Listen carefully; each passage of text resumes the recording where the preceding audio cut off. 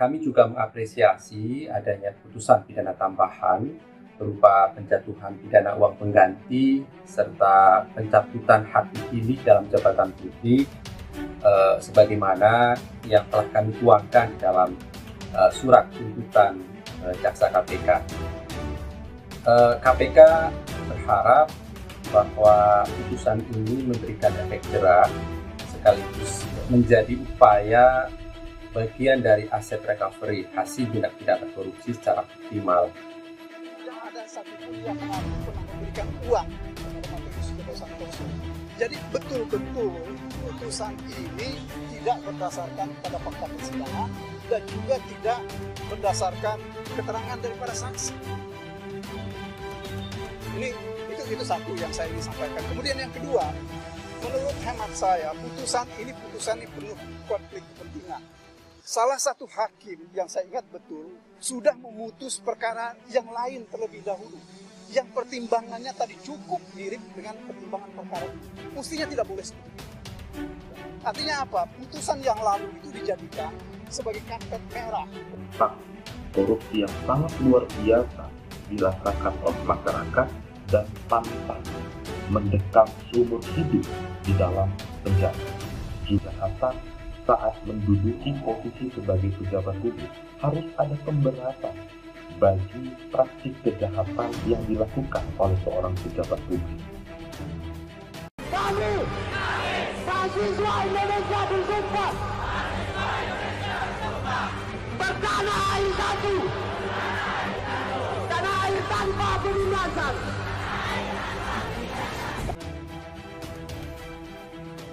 Mengejutkan, hakim korup kasus bansos kini jadi pengacara KSP. Benar-benar rezim ini sekumpulan makhluk bejat.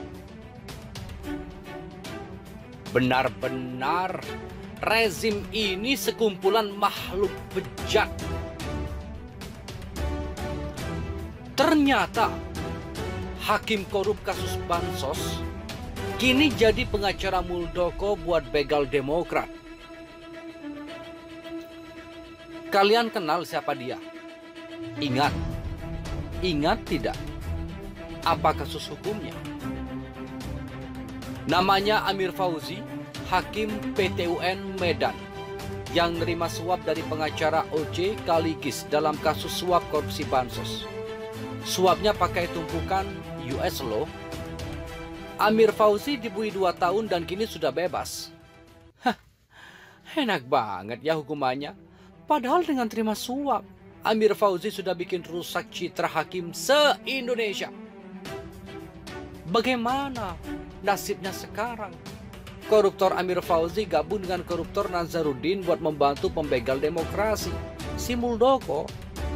Yups. Amir Fauzi jadi pengacara Muldoko yang masih ngepet buat membegal Partai Demokrat, si bansos. Suapnya pakai tumpukan US Law. Amir Fauzi dibui 2 tahun dan kini sudah bebas. Hah, enak banget ya hukumannya. Padahal dengan terima suap, Amir Fauzi sudah bikin rusak citra hakim se-Indonesia. Bagaimana nasibnya sekarang? Koruptor Amir Fauzi gabung dengan koruptor Nazarudin buat membantu pembegal demokrasi, si Muldoko. Yups. Amir Fauzi jadi pengacara Muldoko yang masih ngepet buat membegal Partai Demokrat. Kenapa mesti memasang Amir Fauzi yang bekas hakim korup itu? Apa Muldoko mau pakai jaringan mafia peradilan lewat Amir Fauzi? Yo, secara akal sehat, sudah pasti langkah Muldoko begal Partai Demokrat adalah kekeliruan yang nyata. Saran gue, Demokrat amati baik-baik majelis hakimnya. Hati-hati ada hakim yang masuk angin gara-gara koruptor Amir Fauzi ini. Waspada, itu penting. Alasan kedua, gak ada pengacara yang punya integritas yang mau bela Muldoko. Karena yang tadi Muldoko itu nyata-nyata salah karena mau begal Partai Demokrat. Lah, Razman Arif Nasution sampai mundur.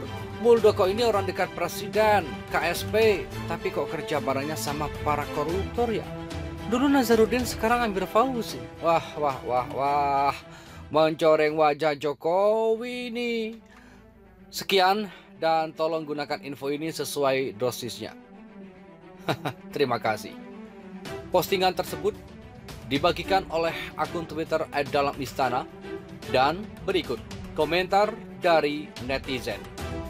Jangan kaget kalau nanti pengadilan memenangkan gugatan Muldoko. Jadi pemerintah tidak melanggar hukum, tapi dengan alasan melaksanakan perintah pengadilan. Tunggu tanggal mainnya, ujar akun Twitter dan Romi 3.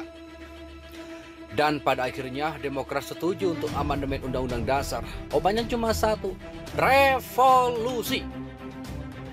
Ucap akun Twitter Susilo Hyu.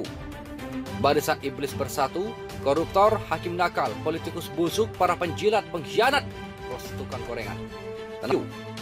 Barisan iblis bersatu, koruptor, hakim nakal, politikus busuk, para penjilat, pengkhianat, plus tukang gorengan.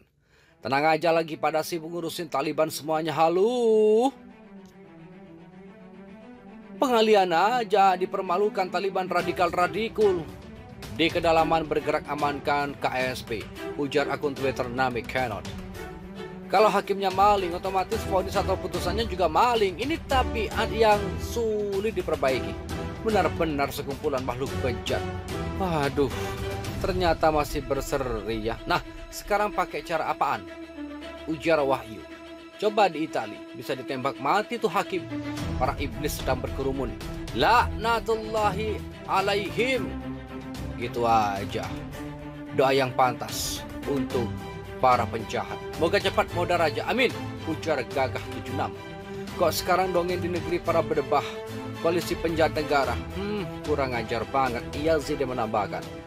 Menkumham, bener kan singkatannya? Kan jadi lawannya bagaimana? Paling akan diam aja ya kalau mafia dan rezim yang sudah bekerja. Paling yang bisa ngelawan ya linknya Pak SBY. Jenderal Presiden nggak mungkin nggak punya link kuat. Sistem kenegaraan aja sudah kebeli. Hanya butuh sedikit lagi timasi dari sedikit perangkat, bakal langgeng menggarong negeri ini.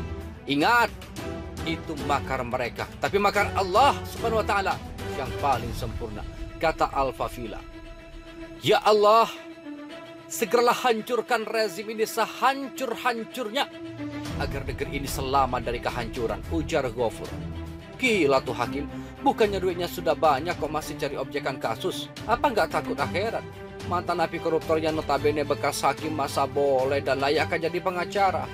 Aduh, amburadul tenan hukum di negeri ini, ucap akun Twitter Benny Idris. Kayaknya hampir dari terukur Muldoko mulu, kayaknya kebiru-biruan ini. Basilah, nggak guna mau biru atau merah, ujar akun Twitter Shadow. Judulnya, Circle Manusia Bejat Pimpinan Jokowi. Bandit merekrut rampok, lingkaran setan. Para penjahat kumpul untuk menjahati orang. Hati-hati, negara dongeng jadi kita seperti anak kecil, ujar akun Twitter Arul 70. Itulah komentar serta tanggapan dari warganet. Terima kasih telah kunjungi channel ini. Kami hanyalah sebatas menginformasikan, Andalah yang memutuskan.